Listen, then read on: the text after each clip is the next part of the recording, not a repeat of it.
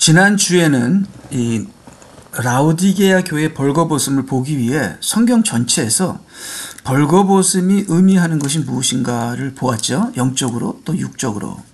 자, 오늘은 우리가 노아의 벌거벗음에 대해서도 우리가 보아야 될 것 같습니다. 그래서 노아가 벌거벗어서 함이 그것을 보았고 노아는 저주를 내리죠.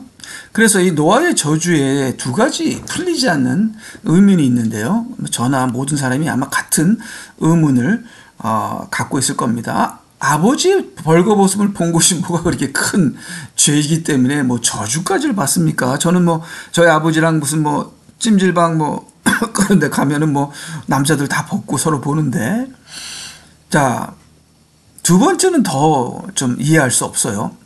노아의 벌거벗음을 본 것은 함이죠. 근데 노아는 함을 저주한 것이 아니라 함의 아들 가나안을 저주합니다. 자, 여기 보면 창세기 9장 25절 말하기를 가나안은 저주를 받으리니 그가 그의 형제들에게 종들이 될지어다. 그래서 함이 저주받은 것이 아니라 함의 아들 가나안이 저주를 받습니다. 그래서 우리가 아는 것처럼 이스라엘 백성이 가나안을 심판하죠. 그래서 가나안 사람들은 다 거의 다 죽고 또 남은 가나안 백성들은 결국은 이스라엘 백성들의 종이 되죠. 그래서 노아가 저주한 것처럼 가나안 민족에게 저주가 임합니다. 그래서 많은 사람들은, 저도 이 노아가 함을 저주했기 때문에 흑인들이 저주를 받았다 그렇게 믿었어요. 근데 제가 흑인들과의 미팅에 갔을 때 흑인들이 그러더라고요. 우리 흑인 종족이 저주를 받은 것이 아니다. 가나안이 저주를 받았다. 자, 흑인 종족은 풋, 이집트와 미스라임, 이 북아프리카 사람들이죠. 이들이 이제 함의 아들 풋과 미스라임이 흑인 종족이죠. 그 다음에 이 쿠스는 이 미디안 아라비아 쪽이고, 그 다음 가나안은 우리가 알고 있는 가나안 족속입니다.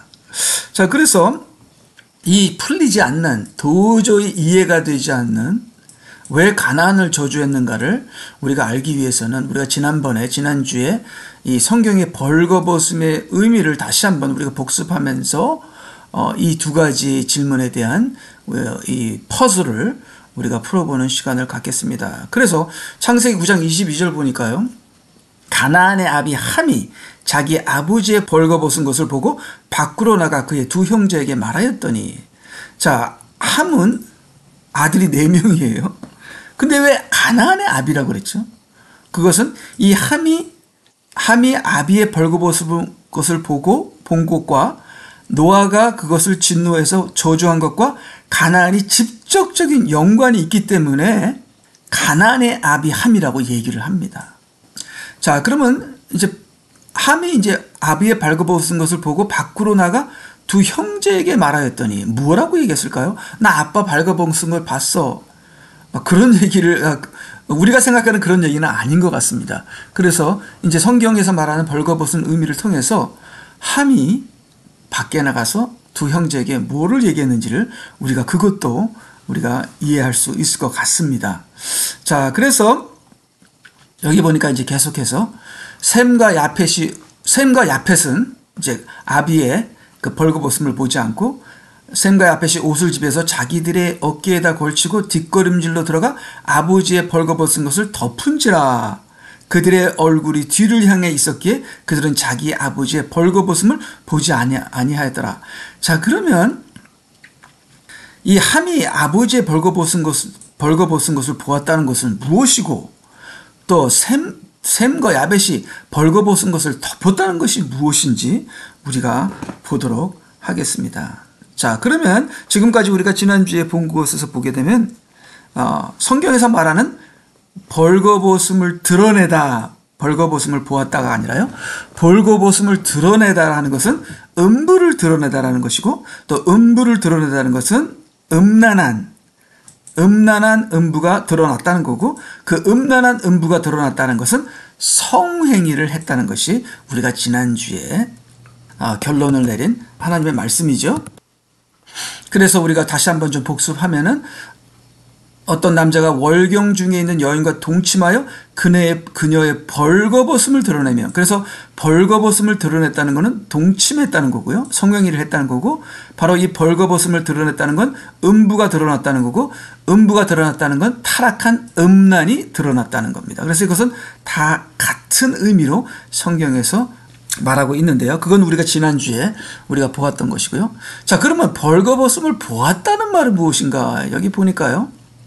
레위기 20장 17절, 어떤 남자가 자기의 누이, 즉 자기 아비의 딸이나 자기 어미의 딸을 취하여 그녀의 벌거벗음을 보고가 나오죠. 벌거벗음을 보았다는 말이 나오죠.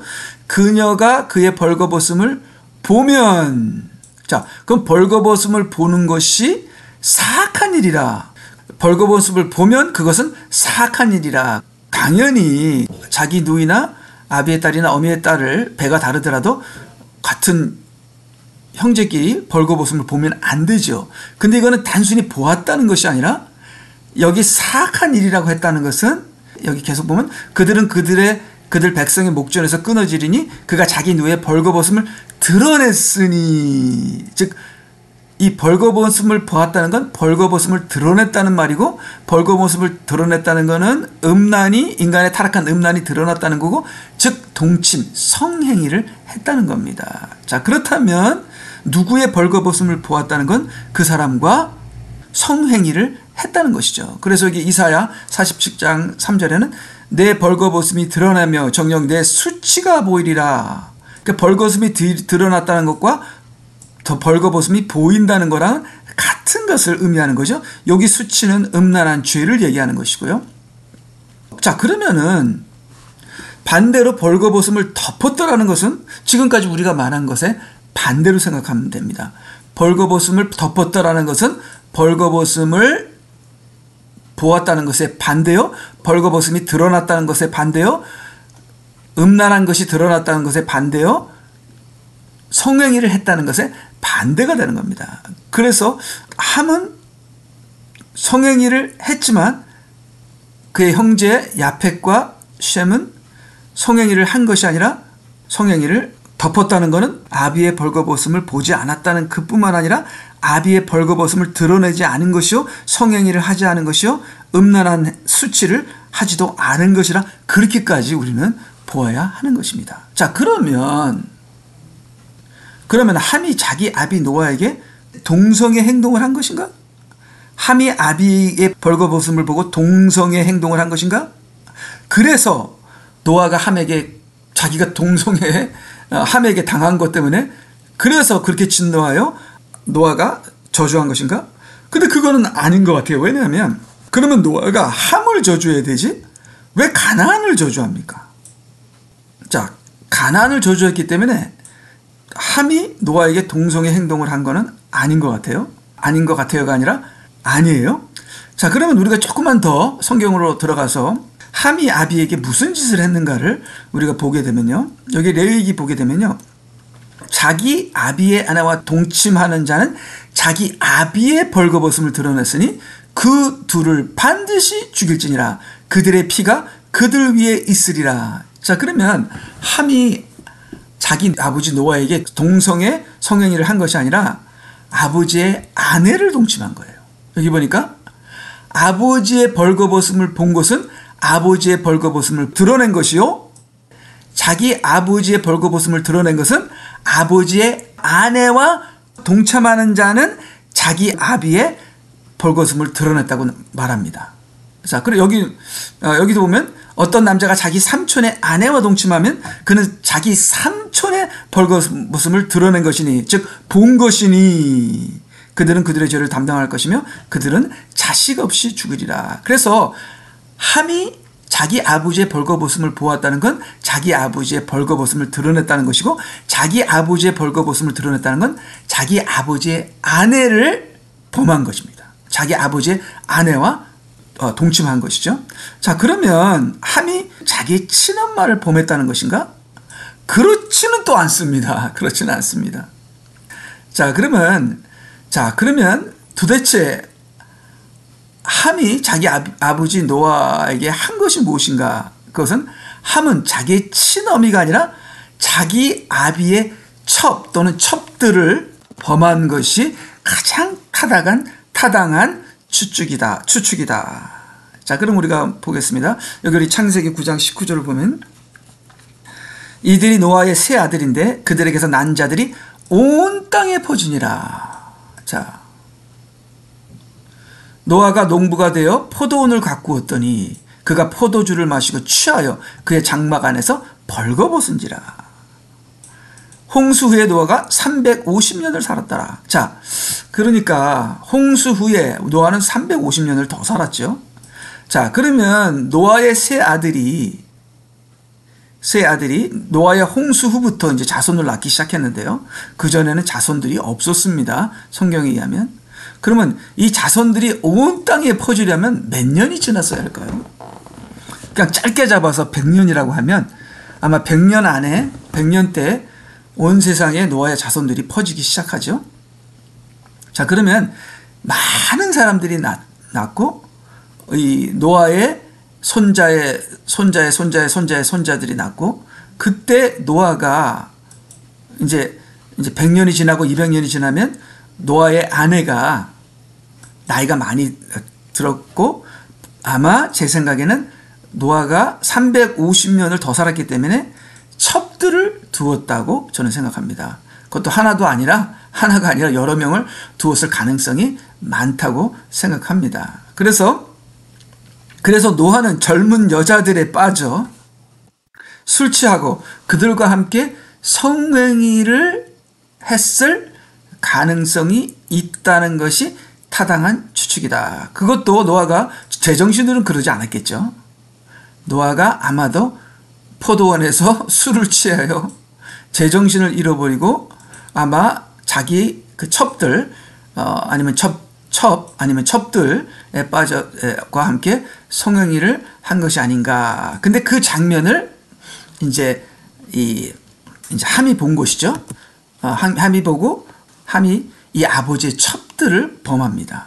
그렇지만 야벳과 셈은 그 똑같은 죄를 진 것이 아니라 그거를 덮고 그걸 보지 않고 뒤로 이제 나가는 거죠.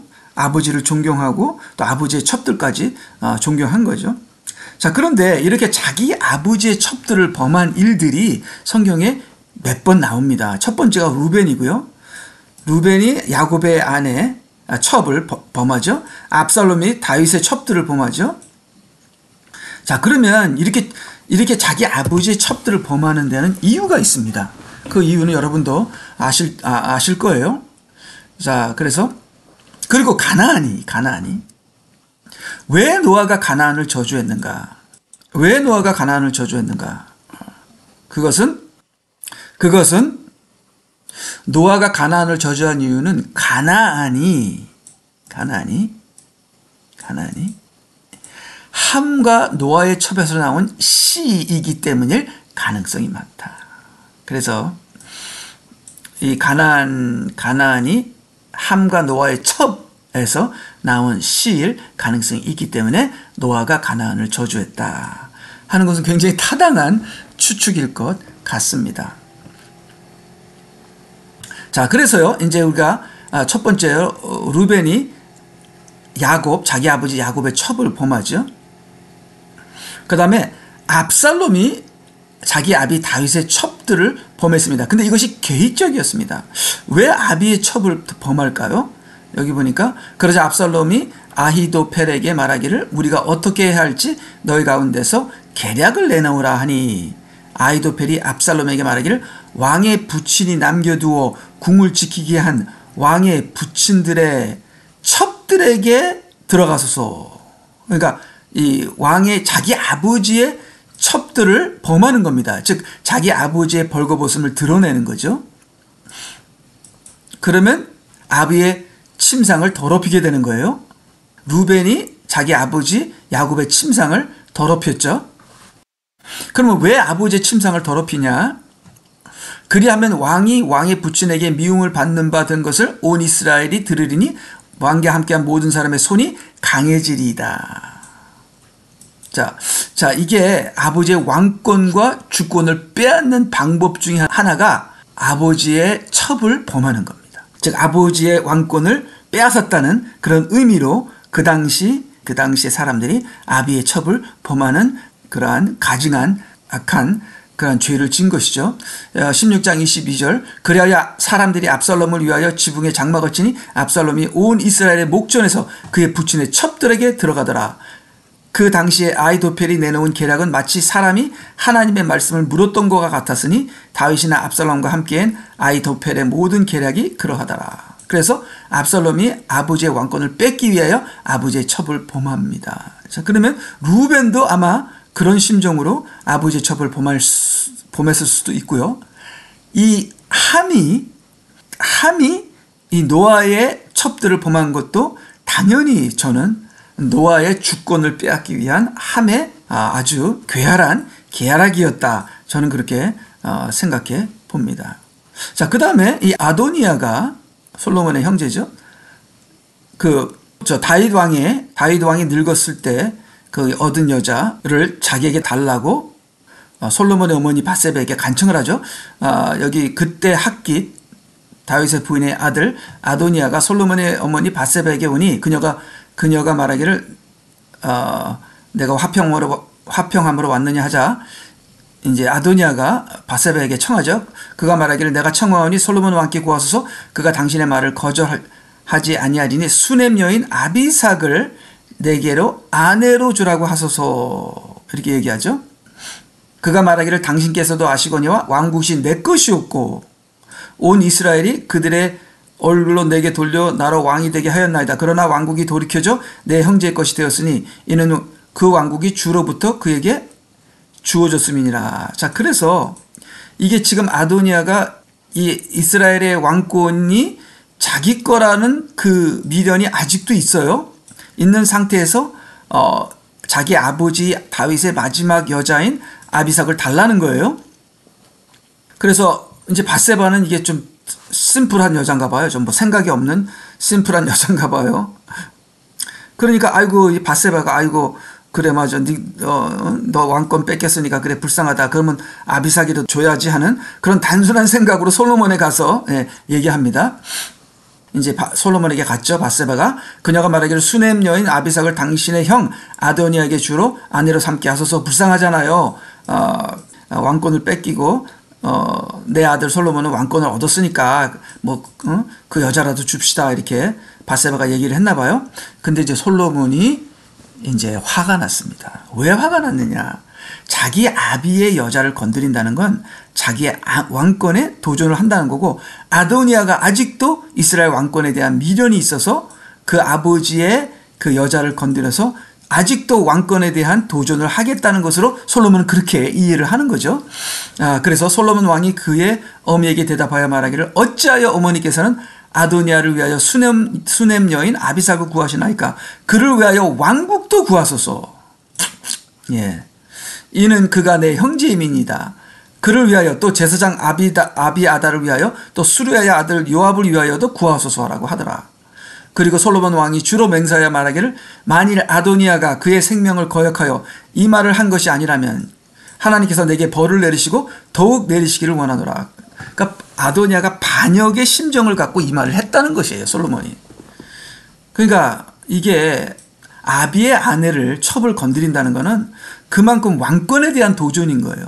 그래서 아도니아가 이미 왕국은 넘어갔지만 그래도 아비의 첩을 달라는 것은 물론 아비삭과 다윗은 동침을 하지 않았죠. 그렇지만 그래도 아비의 첩이었죠. 이거는 그 아비의 첩을 달라는 것은 왕권에 도전하는 거기 때문에 솔로몬 왕에게는 반역이 되는 겁니다. 그래서 자기가 하나님께 맹세하는데 아도니아는 반역이야. 내 생각이 틀리다면 하나님께서 내게 벌을 내리시고 벌을 내리시기를 원하노라. 이렇게 얘기합니다. 그래서 이러한 쭉 이 아버지의 첩을 범한 것을 보면은 이 함이 아비 노아의 이 주권, 그 당시 노아는 세상의 왕이죠. 노아의 주권은 세상을 다스리는 주권이었습니다. 하나님께서 뭐라 그랬어요? 노아 보고 번성하라. 세상을 번성하라 그랬잖아요. 그러니까 그 당시 노아는 세상의 주권이었고 세상의 왕권을 갖고 있었습니다. 근데 함이 그것을 빼앗기를 원한 거예요.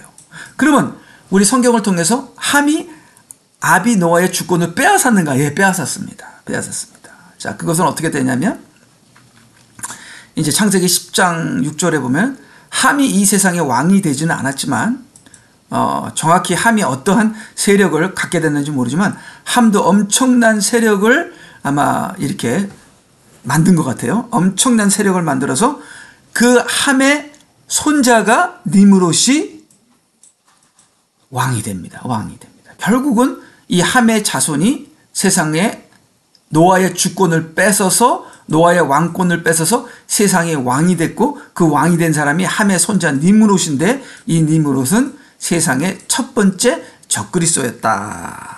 그래서 여기 보니까 창세기 10장 8절 쿠스가 또 니므롯을 낳았으니 그가 세상에서 처음으로 힘센 자다. 네, 가장 힘센 자. 가장 힘센 자가 뭡니까? 왕이죠. 왕뿐만 아니라 두뇌로나 육체적으로나 그 정치적으로나 모든 면에서 가장 힘센 자였다는 거예요. 왕이었죠. 그가 주 앞에서 힘센 사냥꾼이었으므로 사냥꾼은 뭡니까? 이게 교환계시록에 흰 말을 탄 사람이 뭐를 갖고 있었다고? 활을 갖고 있었다고 그러죠? 활을 갖고 있었다 그러죠? 그럼 말 탄 자가 이게 적그리스도인데 이게 사냥꾼이죠. 사냥꾼은 적그리스도를 얘기하는 거고 힘센 세상에서 가장 힘센 사냥꾼은 적그리스도를 얘기하는 거고요. 적그리스도의 왕권을 얘기하는 겁니다. 사람들이 말하기를 주 앞에 니므롯 같은 힘센 사냥꾼이라 하더라. 그의 왕이 됐죠. 시나알 땅에 있는 바벨 즉 바벨탑을 쌓습니다. 니므롯이. 그래서 하나님께 도전하는 하나님의 왕권에 도전하는 이 세상의 왕이 됐습니다. 그걸 어떻게 했어요? 함이 아비에게서 왕권을 빼앗았습니다. 하나님께서 노아에게 주신 왕권을 함이 빼앗아서 그의 손자 니므롯이 세상의 왕이 돼서 바벨탑을 쌓고 하나님을 대적하게 되죠. 자, 그러면 함은 두 형제에게 무엇을 말했을까요? 아빠 벌거벗은 거 보았어 하고 뭐 그냥 웃었을까요? 농담했을까요? 그런 차원이 아니라 제 생각에는 내가 아빠의 첩들을 범했다. 이제 세상의 왕권은 나의 것이다 하는 그런 비슷한 암시를 주는 말을 하지 않았을까. 자, 그러면 야펫과 셈이 한 행동은 무엇이었을까? 야펫과 셈이 한 행동은 그러한 야망과 왕권을 뺏으려는 그런 아주 무례한 그러한 악한 행동이 아니라 아버지를 존경하고 아버지의 그 모든 수치와 아버지의 그 타락을 덮어주는 행동을 한 것이죠. 자, 여기서 제가 왜 동양인의 조상은 누구인가, 셈인가 하는 얘기를 하느냐면요. 자, 우리 한국 사람들은 셈의 자손이라고 그러죠. 셈의 자손은 뭡니까? 이스라엘이죠. 그럼 우리도 이스라엘 자손이다. 우리 한국 사람도 셈의 자손이다 하고 말도 안 되는 추측을 하는데요.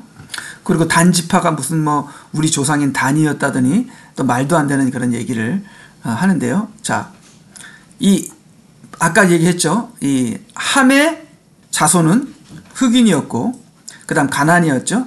자, 흑인은 함의 자손이 맞습니다. 그래서 함을 통해서 여러 가지 잡종 사람들이 나옵니다. 동양인도 함에서 나왔어요.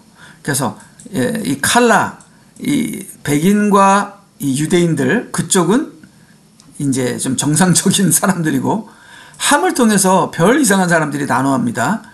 흑인들이 나오고 동양인들이 나오고 그 다음에 함을 통해서 또 누구도 나오냐면 이 거인들도 나옵니다. 거인들.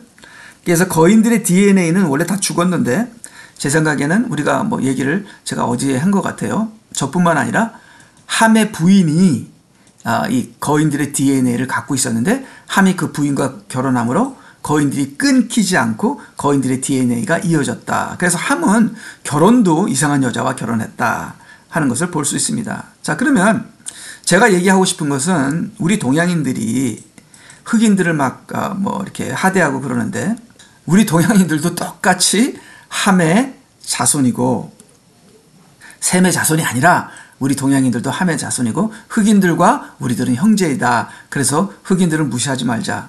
자, 그리고 우리 동양인들은 함의 자손보다 더 심합니다. 더 문제예요. 우리 동양인들은 함의 자손일 뿐만 아니라 우리 동양인들은 바로 저주받은 가나안의 자손들이다. 흑인들은 저주받은 가나안의 자손이 아니에요. 우리 동양인들이야말로 저주받은 가나안의 자손이다 하는 것을 제가 이 시간에 추측을 해볼 건데요. 자 그러면 여기 이 성경의 동양인을 말하는 것으로 추측되는 유일한 구절이 이제 이사야 49장 12절인데요. 보라 이들이 먼 곳으로부터 올 것이요. 이 먼 곳이 바로 동양을 얘기하는데요. 이들이 북쪽과 서쪽으로부터 또 이들이 시님 땅으로부터 오리라. 자, 북쪽은 이제 바벨론 쪽이고 이 남쪽은 이집트 쪽이고 서쪽은 유럽 쪽이고 바로 북쪽도 아니요 남쪽도 아니요 서쪽도 아닌 먼 곳이 시님 땅인데 이 시님 땅이 바로 동양입니다. 자, 그러면 이 시님 땅에 사는 시라는 사람들이 누구의 조상인가? 여기 보니까 이 사람들의 조상은 누구인가? 여기 창세기 10장 15절부터 가게 되면 가나안이 나옵니다. 여기 보니까 가나안은 그의 장자 시돈과 헷을 낳고 또 여부스인과 아모리인과 기리스인과 히디인과 알카인과 신인과 요 신이 이게 동양 사람입니다. 이게 가나안의 아들이에요. 자, 여기 보니까 아르맛인가 스말인가 하맛인을 낳았다. 그 후에 가나안인들의 족속들이 멀리 흩어졌더라. 그래서 저는 다른 사람보다 신인이 가장 멀리 흩어졌다. 그렇게 생각합니다. 10장 20절 이들은 함의 아들들이라 그들의 족속과 그들의 방언과 그들의 나라들과 그들의 민족대로였더라. 자, 그러면은 뭐 여기서 우리가 크게 신인이 동양인이라는 뭐 단서는 없죠. 추측이죠. 자, 그러면 이제 성경 밖에 단서를 보게 되면은 클라우디어스 프톨로메 로마 학자가는 신인을 중국인이라고 말하였다. 아랍 사람들은 친, 마카친, 마친을 중국으로 불렀다. 그리고 이 중국학, 시nology. 중국학을 시nology라고 하는데 사진을 보니까 the study of Chinese language, history, customs and politics. 그리고 중국 도시 상하이 등등 많은 도시 이름들과 사람 이름들이 신으로 시작한다. 제 아내도 성이 신이죠. 그 다음 상하이를 상해죠. 근데 상하이에 다른 이름이 또 있어요. 상하이를 상해라고 하는데 중국 사람들은 상하이를 상해라기보다는 신이라 그래요. 신. 그래서 상하이의 이름이 신성인데 이 말은 신의 도시라는 거예요. 즉 이 신은 바로 가나안의 아들 신이란 거죠. 그래서 어떤 학자들은 신 족속과 야펫의 백인들의 조상 야펫의 아들 토칼마와 합치기도 하였다 그렇게 얘기합니다. 그래서 동양인들 중에 하얀 피부가 있고 또 검은 피부가 있는 이유가 또 야펫의 피와 섞였다 그러는데 결국은 우리가 이 동양인들에 대해서 우리가 보게 되면 동양인들은 가나안의 아들일 가능성이 저는 많다고 그렇게 생각합니다. 그래서 우리가 흑인들보다 이 조상을 따지고 들어가면 우리가 흑인들보다 못합니다. 흑인들은 저주받은 민족이 아니에요. 도리어 우리 동양인들이 저주받은 민족이죠. 그렇지만 노아가 가나안을 저주했을 때 이 가나안의 모든 자손들만이 아니라 이 가나안 땅에 거하는 가나안들만 얘기했다면 우리 동양 사람들도 저주받은 게 아니죠. 뭐 우리가 정확하게 모르지만 그렇지만 지금은 뭐 상관없습니다. 지금 뭐 과거에 우리가 저주를 받던 아무 상관이 없습니다. 왜? 흑인들이나 동양인들이나 우리는 예수 그리스도의 피로 깨끗해지고 우리는 하나님의 복을 받은 그런 사람들이기 때문에 이제는 뭐 흑인이나 동양이나 백인이나 뭐 유대인이나 다 예수 그리스도 안에서 우린 다 하나님의 자녀들이요. 우리가 성령 충만하고 우리가 주님을 따르면 하나님의 어느 누구나 예수 그리스도의 신부가 되는 것이요. 주님과 함께 왕노릇 하는 것이죠. 그래서 오늘은 노아의 저주와 저주에 대한 의문을 풀어보았습니다. 예, 감사합니다. 우리 다음에 뵙겠습니다.